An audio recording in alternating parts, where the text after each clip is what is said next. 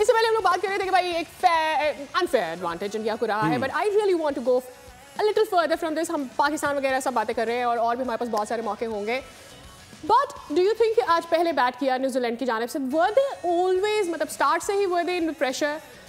Because जो एक mindset जिसके साथ आप प्रिडिक्ट कर रहे थे या जब आप एनालाइज कर रहे थे, मुझे ये समझ में आ रहा था कि प्रेशर गेम है, जो भी टीम पहले करेगी वो उसके पर प्रेशर कम होगा और वो अच्छा ही करके जाएगी, बट इट डिडंट हैपन। वो शुरू से ही विकेट बस जाती रही। देखिए उसकी वजह है ना, क्योंकि रचिन रविंद्रा की हम बात कर रहे थे कि ये बहुत अच्छी फॉर्म में 200 कर चुके थे इससे पहले, उसके बाद विलियमसन ने भी 100 किया हुआ है। वो एक ऐसा प्लेयर था मिडिल ऑर्डर में टीम को लेके चलने वाला, ठीक है। वो टाइम गलत था जिस टाइम वो आउट हुआ विलियमसन, या उससे पहले अगर रचिन रविंद्रा की भी बात कर लें, वो भी सेट हो गए थे।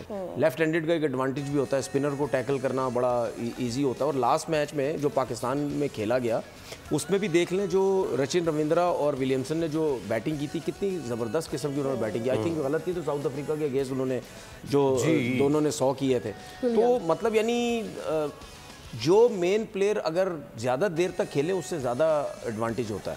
लेकिन मैं ये नहीं कह रहा कि डेरिल मिचेल भी हल्के प्लेयर थे, वो भी बहुत अच्छे प्लेयर है, उन्होंने परफॉर्मेंस दी भी, लेकिन उनका साथ कोई इतना ज़्यादा नहीं दे सका। आपने देखा उन्होंने स्ट्रगल कितना किया, ठीक है। और जब मैच चल भी रहा था तो बात भी यही हो रही थी कि ये कोशिश कर रहा है कि रन्स हो जाएं, लेकिन पार्टनरशिप उसके साथ इतनी ज़्यादा नहीं लग रही थी।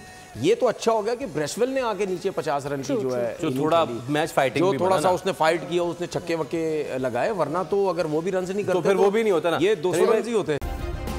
सब्सक्राइब करें और बेल दबाएं ताकि कोई खबर रह न जाए।